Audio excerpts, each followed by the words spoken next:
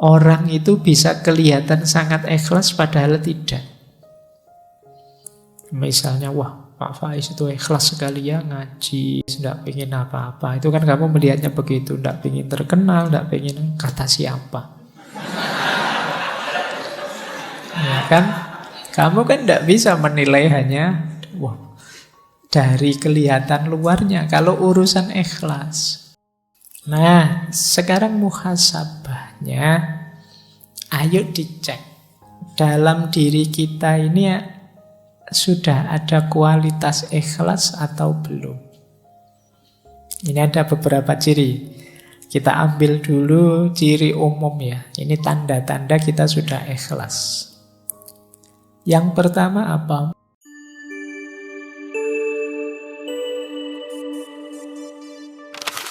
Assalamualaikum warahmatullahi wabarakatuh. Bismillah, mari kita lanjut lagi ngaji filsafat kita.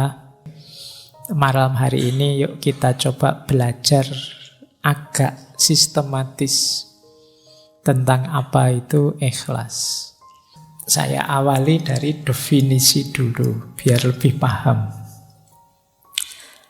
Kata ikhlas, ya dia bentuk masdar dari akhlaso yukhlisu ikhlason. Jadi ini artinya bersih, murni, jernih. Tapi kalau ikhlas ini beda dengan sofa. Kalau sofa itu bersih yang memang aslinya bersih. Jadi misalnya ada air putih, bersih, jernih, itu namanya sofa. Tapi kok air ini sudah tercampur apa? Kemudian kita pisahkan campurannya dan dia kembali bersih, itu ikhlas namanya. Jadi itu bedanya ikhlas dengan bersih biasa. Jadi semula dia terkotori, tapi terus kita bersihkan. Setelah kita bersihkan, dia statusnya ikhlas. Tapi kalau yang murni asli belum terkena apa-apa, itu namanya sofa. Bahasa Arabnya begitu. Nah ini, jadi kata dasar ikhlas itu berarti maknanya adalah bersih, jernih, setelah sebelumnya dia terkontaminasi atau terkotori. Baik, jadi ini harafiahnya itu. Oleh karena itu nanti definisinya para ulama ya seputar itu. Termasuk ketika ikhlas ini dikaitkan dengan bersihnya hati. Jadi berarti nanti kalau pakai definisi kata-kata tadi, ikhlas itu berarti bersihnya hati dari apapun selain Allah. Kok ada yang selain Allah masuk dalam batin kita? Nah, saatnya kita bersihkan. Setelah bersih, disitulah maka namanya ikhlas.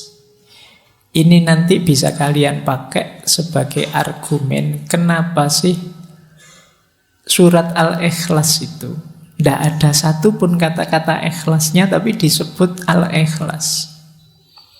Karena dalam surat Al-Ikhlas itu sangat ditegaskan kebersihan jiwa kita dari apapun selain Allah. Jadi kul huwallahu ahad, Allahus somad. Allah lah satu-satunya tempat bergantung. Jadi makanya suratnya disebut surat Al-Ikhlas. Fokus hanya pada Allah saja yang ada. Meskipun kalau dalam bahasa Indonesia kan ikhlas itu kemudian agak geser maknanya. Ikhlas itu artinya merelakan, melepaskan, itu ikhlas. Jadi kalau misalnya barangmu hilang, sepedamu hilang, terus orang bilang ikhlaskan saja. Nah ini kalau dalam bahasa Indonesia ya tidak apa-apa, makna itu kan sesuai yang disepakati. Jadi kalau di Indonesia kata ikhlas agak berbeda konotasinya. Makanya kalau ada yang tanya, orang bilang mari kita ikhlas, ini ikhlas versi bahasa Indonesia atau versi bahasa Arab. Kalau versi bahasa Arab hubungannya dengan jernihnya jiwa. Tapi kalau versi bahasa Indonesia hubungannya dengan merelakan. Ya kalau kamu punya sesuatu diambil orang, relakan saja. Kalau kamu dapat apa kok terus hilang, relakan saja. Itu ikhlas versi Indonesia. Ya tidak salah, memang nanti bisa dihubungkan dengan itu meskipun intinya tidak itu. Baik. Nah, di situ saya bawakan kemudian definisi istilahnya yang disepakati. Yang pertama dari Imam Ghazali, yang kedua dari Imam Qushairi yang menulis Risalah Qushairiyah. Dan definisi ini mungkin yang sering teman-teman dengar. Jadi kata Imam Ghazali, ikhlas itu adalah apa yang ada dalam tujuan amal murni untuk mendekatkan diri pada Allah saja. Jadi ikhlas itu tujuan. Kita melakukan sesuatu yang tujuannya Allah saja, tidak ada yang lain, tidak ada keuntungan apapun yang kita inginkan selain ridhonya Allah saja, itulah ikhlas. Nah, Imam Qushairi juga mendefinisikan dengan kalimat yang mirip saja. Ikhlas itu penunggalan al-haq dalam mengarahkan semua orientasi ketaatan untuk mendekatkan diri hanya kepada Allah semata. Maksudnya sama, tujuannya Allah saja. Ada banyak definisi para ulama, tidak saya bawa semua. Intinya maksudnya sama. Jadi kita beramal, berorientasi dalam beragama itu hanya Allah saja. Jadi memang tujuan kita Allah saja. Kok ada tujuan? Lah berarti tidak mikir dunia sama sekali. Dunia difikirkan, diolah, dikelola, kita hidup di dalamnya dalam rangka menuju Allah. Semuanya kita jadikan kendaraan menuju Allah. Nah, berarti saya tidak kerja Pak, ya kerja. Cuma kerja dan hasilnya dipakai untuk mendekat pada Allah. Berarti saya tidak perlu belajar ilmu ini, ilmu itu, toh Pak. Ilmunya tetap ilmu ikhlas saja. Ya tidak, ya tetap belajar apapun yang kamu butuhkan, kamu perlukan. Tapi nanti jadi kendaraanmu untuk tambah dekat pada Allah. Jadi ini orang yang ikhlas. Dan banyak ayat-ayat Al-Quran yang menyebut itu. Malam hari ini sengaja tidak saya bawa, sudah sangat sering disebut di banyak ceramah, di banyak pengajian. Ya mungkin teman-teman hafal lah, misalnya surat Al-Bayyinat itu ya, ayat 5. Wa ma umiru illa liya'budullaha muhlisina lahuddin. Jadi intinya ikhlas ini jadi sesuatu yang kunci dalam beragama. Oke ya, sekarang masuk ke teorinya. Yang pertama, teori pertama tentang tingkatan ikhlas. Ini saya ambil dari syarahnya kitab Hikam. Ini saya ambil dari Minahul Qudsiyah. Ini syarah dari Syekh As-Sarqawi terhadap kitab Hikamnya Syekh Ibnu Athaillah. Orang ikhlas itu ada 3 level. Level awam yaitu ikhlasul ibad, ikhlasnya ahli ibadah. Ada jenis khawas, ini ikhlasul muhibbin. Dan ada istimewa, khawasul khawas, ikhlasul arifin. Jadi level ibad ini level ahli ibadah. Ini pun sudah luar biasa. Ikhlasul ibad itu ketika orang beribadah pada Allah tidak riya sama sekali, tujuannya memang Allah saja, ingin dapat pahala, ingin selamat dari siksa. Ini juga sudah ikhlas. Jadi kalau ada yang tanya, Pak, kalau saya ibadah lillahi ta'ala tapi ingin dapat surga, tidak ingin masuk neraka, apa masih disebut ikhlas? Masih. Ini level ikhlasul ibad. Jadi tidak apa-apa, kalian jangan pesimis. Kan kadang-kadang ada yang bilang, saya melampaui surga neraka langsung Allah saja. Padahal yo pikiranmu masih sholatnya bolong-bolong aja, gayanya ngomongnya ngono. Nah, level ikhlasul ibad itu tidak apa-apa kamu menuju ingin selamat di akhirat, ingin menghindari neraka, yang penting tidak riya. Jadi tujuannya memang Allah saja dan ingin diberi itu oleh Allah. Itu tetap masuk kategori ikhlas. Jadi yang pertama ini jenisnya. Ada lagi lebih tinggi, yaitu ikhlasul muhibbin. Ikhlasul muhibbin itu ikhlasnya para pecinta. Kalau ini ikhlas lillahi ta'ala, tidak tergoda lagi oleh surga, neraka, pahala, dan siksa. Tujuannya ingin dekat saja dengan Allah. Dulu kita belajar sufi perempuan Robiah Al-Adawiyah, itu kan banyak gambarannya ikhlasul muhibbin. Ya Allah, kalau ibadahku ini karena ingin surga, jauhkan aku dari surga. Kalau aku ibadahku karena takut neraka, masukkan aku ke neraka. Karena dia tidak fokus ke situ, fokusnya ke Allah saja. Jadi ingin dekat dan selalu bersama, ingin mengagungkan Allah. Ini levelnya mahabbah. Ini sudah luar biasa, makanya disebut khawas. Itu pun ada yang lebih tinggi ternyata, ikhlasul arifin. Kalau ikhlasul arifin ini tidak lagi ada pemahaman aku dan engkau. Kalau masih aku mencintaimu, itu kan masih ada aku, masih ada engkau. Ikhlasul arifin itu aku sadar sepenuhnya bahwa ikhlasku seperti apapun diriku, itu semuanya dari engkau.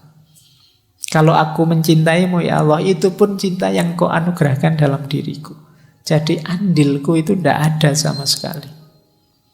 La haula wa la quwata illa billahil aliyyil azim. Dayaku, kekuatanku, apapun kebaikan yang aku lakukan, itu semuanya hakikatnya adalah engkau, bukan aku. Orang yang level muhibbin tadi kadang-kadang kalau tidak hati-hati terjebak membanggakan dirinya.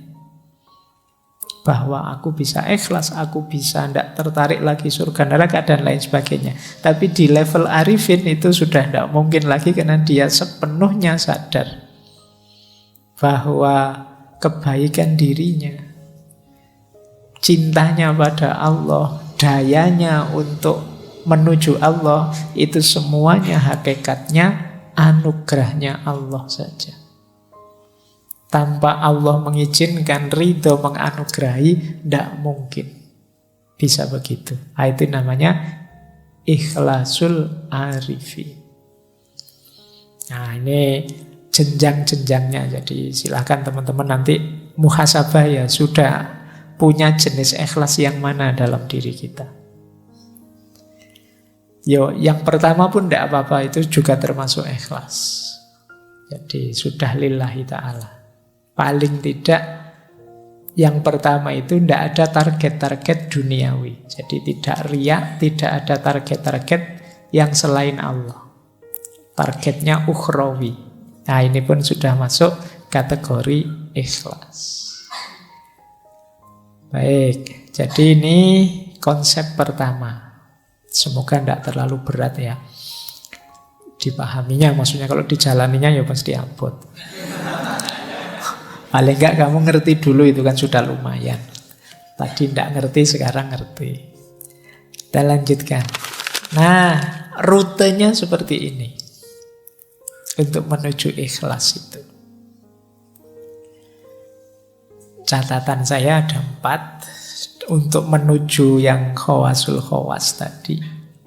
Yang pertama memang untuk kita bisa sepenuhnya lillahi ta'ala itu harus bersih. Tadi kan definisinya bersih. Bersihnya diri dari dosa dan kemaksiatan. Ini level paling awal. Jadi semoga teman-teman tidak termasuk golongan yang ngeyel ya. Kadang-kadang ada orang ngeyel, apa bisa Pak ada manusia yang bersih dari dosa dan kemaksiatan. Itu kan mesti ono sing takok ngono. Paling tidak bersih dari dosa dan kemaksiatan yang disengaja. Jadi manusia memang kadang khilaf, manusiawi saja kita pun kadang kepleset. Tapi semoga bukan memang secara sengaja ngerti dosa ditabrak saja. Ngerti maksiat ditabrak saja.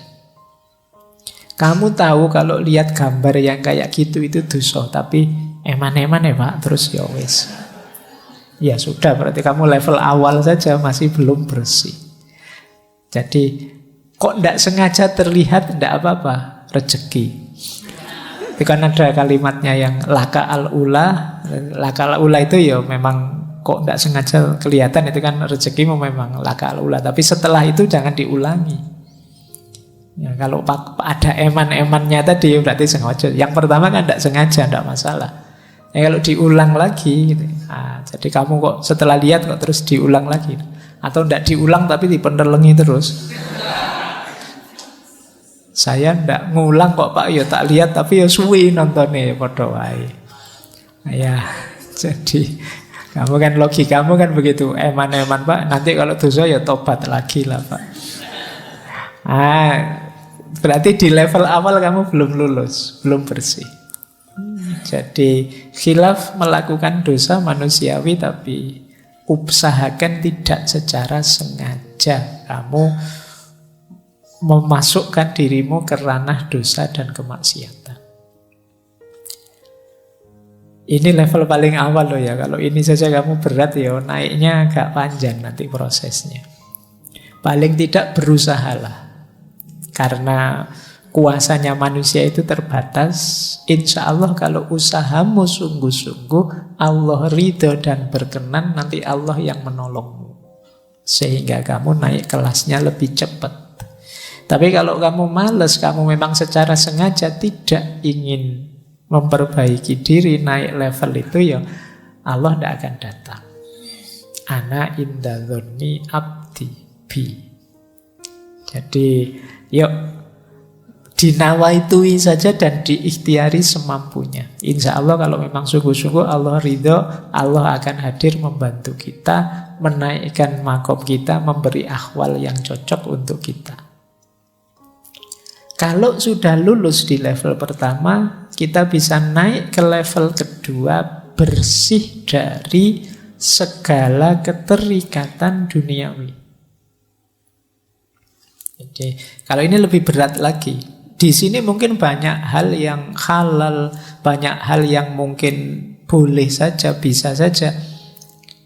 Tapi jangan sampai kita terikat. Terikat itu tergantung dengan itu. Pak, segalanya kan perlu uang Pak, ini namanya terikat sudah. Saya ada uang, alhamdulillah. Tidak ada uang, ya tidak apa-apa, nyari jalan yang lain. Emangnya kalau tidak ada uang saya tidak bisa makan? Teman banyak kok. Misalnya, ini namanya kan tidak tergantung uang. Tapi sama teman juga jangan tergantung. Jadi kalau tergantung ya sama, dari satu keterikatan ke keterikatan yang lain. Jadi ayo kita lepaskan diri dari tidak tergantung. Itu bukan berarti dibuang loh ya. Tidak tergantung itu tidak mempengaruhi kondisi kita, keimanan kita, keistiqomahan kita dalam kebaikan. Ini namanya tidak tergantung. Makanya ada ayat yang bilang bahkan amwalukum wa auladukum fitnah. Hartamu, anak-anakmu bisa jadi fitnah. Kalau itu membuatmu melekat, tergantung, sehingga engkau berjarak dari Allah, sehingga engkau terhijab dari Allah. Ketergantungan kita satu-satunya yang sah hanya Allah saja. Allahus Somad. Jadi Pak, pokoknya apapun yang terjadi, saya harus lulus semester ini misalnya. Itu nanti hati-hati bisa jadi ketergantungan. Boleh kamu punya nawa itu begitu, tapi ya kalau memang jalannya berhadapan dengan halal haram, baik buruk, jangan diterjang saja. Kalau kamu terjang saja ketergantunganmu, itu namanya sudah tergantung. Orang tergantung itu kan apapun yang terjadi saya harus di situ, saya harus itu. Tidak peduli halal, tidak peduli haram, tabrak saja. Yang penting calonku jadi. Meskipun aku bikin hokkah, bikin anukah, ini sebenarnya nama dari ketergantungan. Kamu memaksakan diri harus itu namanya ketergantungan. Pokoknya harus orang ini yang jadi presiden, atau harus calon ini. Ini sama, cara berpikir melekat ketergantungan. Tapi kan orangnya memang baik, iya tidak masalah. Kamu mendukung dia atau membela dia tidak apa-apa. Tapi jangan sampai ke level ketergantungan. Harus dia, apalagi sampai kamu halalkan segala cara.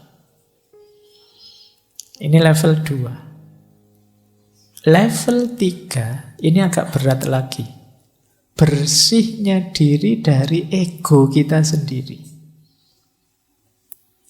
Jadi dari aku tadi. Aku yang pinter, aku yang ngerti, aku yang hebat, aku yang bisa ini, aku yang bisa itu. Keinginanku ini, keinginanku itu, cita-citaku ini, cita-citaku itu. Ini aku, ini agak berat perangnya. Makanya levelnya atas itu, level 3. Perang paling berat itu perang melawan diri kita sendiri. Melepaskan diri dari ketergantungan di luar diri lebih mudah daripada ketergantungan pada ego kita sendiri. Ini juga harus ditaklukkan. Kalau yang nomor 3 sudah takluk, insya Allah kita cepat segera masuk ke yang nomor 4. Allah saja satu-satunya yang jadi fokus perhatian kita. Baik, ini diingat-ingat ya rutenya 4 ini. Saya lanjutkan, malam ini materinya agak banyak. Kalau masih belum tertangkap, diulang lagi boleh. Direnungi setiap slide-nya. Nah ini materi panjang harus saya ringkas. Orang ikhlas itu pasti dalam dirinya ada 5 karakter itu. Zuhud, warok, syukur, sabar, dan tawakal. Jangan dikira pokoknya lillahi ta'ala hanya untuk Allah saja. Ya kalau sekadar kamu ucapkan nawa itu lillahi ta'ala gampang. Tapi begitu dimanifestasikan, lillahi ta'ala itu mengandung 5 komponen itu. Jadi ada zuhudnya pasti. Zuhud itu kondisi jiwa yang sudah tidak lagi tergoda oleh dunia. Kalau kita masih tergoda oleh dunia, tidak mungkin kita bisa lillahi ta'ala. Pikiran kita mesti masih macam-macam. Jadi kalau ditanya lillahi ta'ala mas, lillahi ta'ala kok saya karena Allah. Nanti begitu nilainya jatuh, wah kurang ajar saya sudah. Nah, berarti kamu tidak kuat dapat ujian itu. Wong yo cuma nilai saja ngapain sih? Iya Pak, tapi masa depanku yo. Jadi tidak mungkin kalau jiwa tidak zuhud, itu sulit untuk lillahi ta'ala. Karena dunia masih mudah menggodamu. Yang kedua warok. Warok itu kemampuanmu mengendalikan diri. Sehingga tidak mudah terjatuh pada perbuatan dosa dan maksiat. Orang namanya wirai. Jadi misalnya, wah saya kalau datang ke sana ini nanti mesti diajak macam-macam sama temanku, nolaknya tidak enak. Sudahlah saya tidak usah datang saja. Ini kemampuan mengendalikan diri. Atau tiba-tiba ketemu teman yang wah ngajak ngomong aneh-aneh, ngajak mencaci maki siapa, anu siapa, aku ndak ikut-ikut ini warok. Kemampuan menjaga diri. Sulit orang bisa lillahi ta'ala kalau dia ndak punya kemampuan mengendalikan diri. Jadi kalau dia mudah terseret arus, karena kita dituntut untuk fokus terus perjalanan kita menuju Allah terus. Kalau kita mudah terseret arus, ya rutenya bisa berubah. Harusnya menuju Allah itu bisa sampai mana-mana. Nah, ini karakter kedua. Zuhud itu kondisi jiwa, warok itu kemampuan mengendalikan diri. Yang ketiga, syukur. Orang bersyukur itu orang yang sadar bahwa apapun yang dia raih, kesuksesan, kenikmatan, keberhasilan apapun, sumbernya Allah saja, maka aku terima kasih pada Allah. Ini syukur. Tidak mungkin orang bisa ikhlas kalau menganggap bahwa akulah yang mampu, akulah yang bisa, meskipun tanpa pertolongan Allah. Ya orang yang seperti ini ya orang sombong namanya. Merasa mampu, merasa bisa, merasa benar, merasa besar. Orang yang tidak bersyukur, perjalanannya lillahi ta'ala pasti terhalang. Yang menghalangi siapa? Dirinya sendiri. Nah, jadi batu penghalang perjalananmu lillahi ta'ala itu dirimu sendiri. Karena kamu nafikan nikmatnya Allah, hadirnya Allah yang jadi sebab keberhasilan. Yang keempat, sabar. Kalau ini kebalikannya. Kalau syukur tadi kan ketika dapat nikmat. Sabar ini ketika dapat yang ndak enak, yang musibah. Kita sadar, oh ini memang ketetapannya Allah, pemberiannya Allah. Apapun itu aku terima dan aku sabar. Nah, jadi ya lawannya sabar ya orang yang ingkar, orang yang tidak terima di nas buruk, dapat jatah yang tidak enak. Kadang-kadang orang itu ada yang ketika dapat musibah ingat Allah malahan, tapi ketika dapat nikmat lupa pada Allah. Sebaliknya ada orang ketika dapat nikmat ingat Allah, ketika dapat musibah justru marah-marah lupa pada Allah. Nah, saya tidak tahu kalian orang yang tipe mana, atau dua-duanya tidak ingat Allah. Kalau pas lagi dapat musibah ngamuk-ngamuk, dapat senang terus senang-senang ekstase lupa sama Allah. Nah, orang ilaihi roji'un, orang lillahi ta'ala itu dia pasti punya karakter syukur, punya karakter sabar. Yang kelima, tawakal. Kalau tawakal ini pasti ini sering diidentikan ikhlas itu ya tawakal. Memasrahkan semuanya pada Allah. Cuma ada bedanya karena tawakal itu sikap batin setelah ikhtiar dijalankan. Baru tawakal. Jadi kalian dikasih tugas dosen, sudah dikerjakan semaksimal mungkin, dikumpulkan, nanti dapat nilai berapa, saatnya tawakal. Tapi kok dapat tugas dari dosen, Mas kok enggak ngumpul, saya tawakal saja Pak. Itu enggak masuk namanya tawakal, belum ngapa-ngapain sudah tawakal. Jadi nah ini komponennya ikhlas itu jiwa yang tawakal, tapi setelah ikhtiar. Tidak sebelum ikhtiar. Belum berusaha apa-apa kok sudah tawakal. Belum nembak kok sudah pasrah. Sudahlah, terserah Allah saja. Kalau jodoh ya nanti datang, kalau tidak jodoh ya oh itu namanya bukan tawakal. Ya diikhtiari. Kalau tidak jodoh pasrahkan pada Allah. Kan gitu. Kamu logikanya kebalik. Jadi sejak awal sudah bilang, belum apa-apa sudah bilang, biar aja Pak, nanti kalau jodoh ya ketemu-ketemu sendiri ya. Keliru rumus tawakalnya di depan. Jadi niatnya lillahi ta'ala, diupayakan semaksimal mungkin, kalau meleset, pasrahkan pada Allah. Itu namanya tawakal. Orang ikhlas pasti tawakal. Oke, jadi ayo kita perhatikan, karena ini bulan ini temanya muhasabah, sejauh mana kualitas zuhud, warok, syukur, sabar, tawakal hidup dalam diri kita. Jadi saya yakin ada, ya saya tidak tahu berapa persen.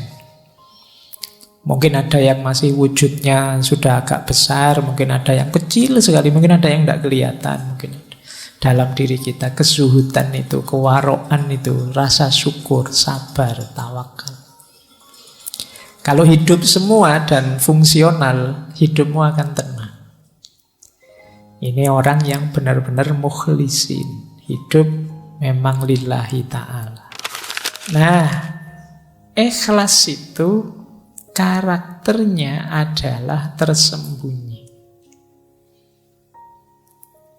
Hanya yang ngalami dan Allah yang tahu dia ikhlas atau tidak. Maka kita tidak bisa memberi label orang, nuduh orang dia tidak ikhlas atau wah dia sudah ikhlas. Jadi ini salah satu cirinya ikhlas. Jadi ikhlas itu dimensi balik rahasia. Kata Syekh Junaid Al-Baghdadi, ikhlas adalah rahasia antara Allah dan hambanya. Tidak ada malaikat yang tahu dan bisa mencatatnya. Tidak ada setan yang tahu dan bisa merusaknya. Tidak ada hawa nafsu yang tahu lalu memalingkannya, membengkokkannya. Malaikat mencatat amal yang kelihatan dicatat. Tapi niat, motif dalam hati kita, ikhlas atau tidak, hanya Allah yang tahu. Nah ini kata Syekh Junaid Al-Baghdadi. Jadi dia memang sangat rahasia. Orang itu bisa kelihatan sangat ikhlas padahal tidak. Misalnya, wah Pak Faiz itu ikhlas sekali ya, ngaji tiap malam Kemis, tidak pengen apa-apa. Itu kan kamu melihatnya begitu, tidak pengen terkenal, tidak pengen kata siapa. Ya kan? Kamu kan tidak bisa menilai hanya wah, dari kelihatan luarnya. Kalau urusan ikhlas, jadi hanya kalau tentang saya ya hanya saya dan Allah yang tahu.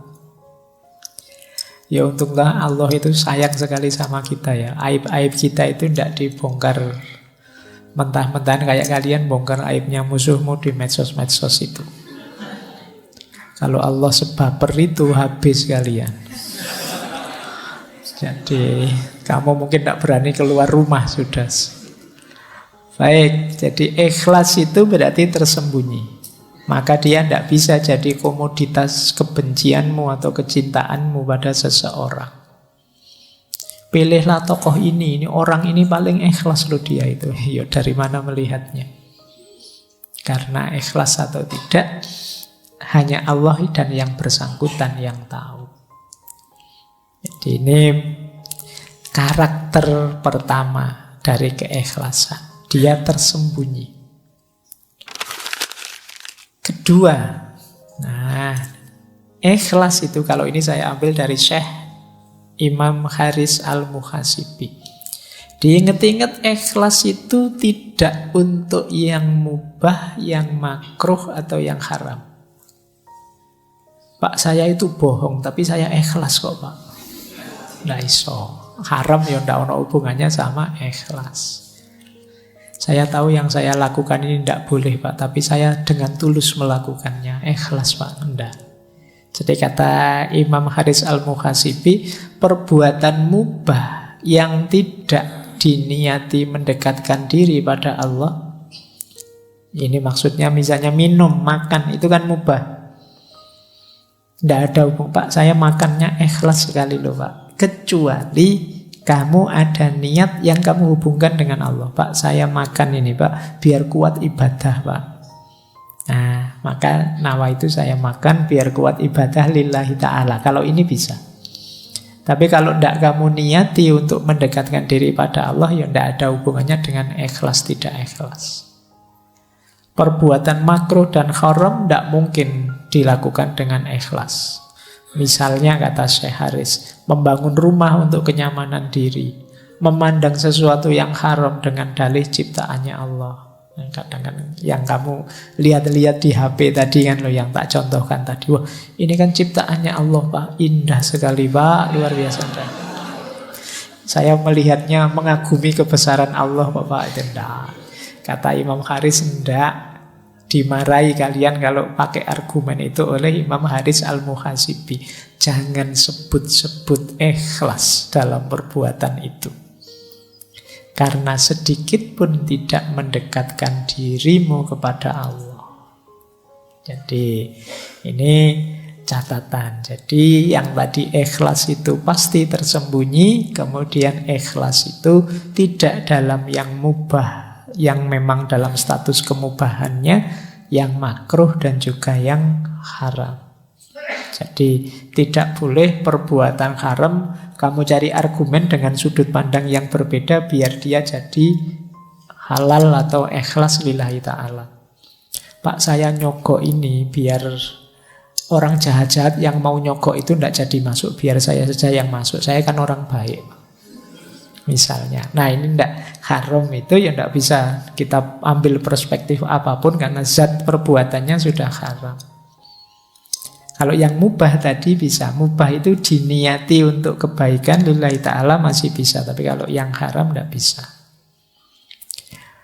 Baik, jadi ini karakter kedua. Jadi ikhlas itu tidak untuk yang makruh, yang haram dan mubah, yang tidak diniati untuk mendekatkan diri pada Allah. Baik, kita lanjutkan. Nah, sekarang muhasabahnya. Ayo dicek dalam diri kita ini sudah ada kualitas ikhlas atau belum. Ini ada beberapa ciri.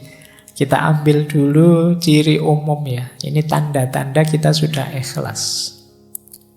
Yang pertama apa? Melakukan sebaik mungkin kebaikan termasuk ibadah meskipun sedang sendirian. Nah, ini berarti kita ciri-ciri orang ini ikhlas. Fokusnya Allah saja. Kalimat meskipun sedang sendirian ini penting. Karena kadang-kadang kita itu kalau pas banyak orang gayane, kalau ngimami suratnya panjang-panjang. Tapi begitu sendiri yo kulhu sama ina atau ina. Cowopet sholatnya. Itu ciri-ciri kamu ada riyaknya. Jadi biasanya kan begitu, kita kalau ada banyak orang pamernya dikedepankan, itu kemungkinan tidak ikhlas. Baik kalau pas banyak orang saja. Kalau tidak ada orang aslinya kelihatan. Ini ciri-ciri belum ikhlas. Tidak lillahi ta'ala, masih karena orang. Yang kedua, masih mau mendengarkan nasihat atau petunjuk. Orang itu ketika ingin dekat dengan Allah, ingin perjalanannya lurus menuju Allah, itu biasanya takut salah jalan, takut tidak diridhoi Allah. Ini membuat dia tidak berhenti belajar. Ketika dia tidak berhenti belajar, ya dia terbuka terus untuk memperbaiki diri, biar tambah dekat dengan Allah, biar tambah dekat dengan Allah. Jadi cirinya orang ikhlas itu semangat belajarnya tinggi. Kenapa? Dia ingin lebih baik, lebih dekat terus pada Allah. Khawatir keliru, jangan-jangan mulutku saja yang lillahi ta'ala, tapi perbuatanku belum. Maka dia berusaha terus-menerus untuk belajar. Yang ketiga, orang ikhlas itu tidak ingin menonjol dan tidak suka dipuji. Nah, ini mungkin mirip kita ya, cuma dibuang tidaknya. Kita kan ingin selalu menonjol, ingin selalu unggul. Kalau dicueki kita marah-marah. Jadi kalau ada yang muji senang. Nah, ini kemungkinan ya kebaikan yang kita lakukan karena orang. Kan sekarang kita melakukan apapun kan kita posting itu kan, kita foto, kita posting biar orang tahu. Itu kalau tidak ada yang jempoli, tidak ada yang muji, tidak ada yang kita mungkin sedih sekarang. Kok sudah posting 1 hari lebih loh ya, ini kok yang jempoli cuma 2 misalnya. Ya. 2 itu pun ya cuma teman satu kamar. Nah kita sering begitu, kamu gelisah melakukan, kamu nunggu dipuji orang. Nah, padahal teman satu kamarnya 3, berarti yang satu nggak jempoli juga. Nah kita ingin, hari ini kan peradaban hari ini tuh peradaban yang sering saya sebut istilahnya FOMO itu kan, fear of missing out. Kita khawatir hilang, ingin kelihatan terus, ingin menonjol terus. Melakukan kebaikan kalau tidak diposting kan kita rasanya ada yang kurang. Kadang-kadang sholat saja kan kita posting, berangkat ke masjid nih, terus nanti di depan sana. Nah, ya kan?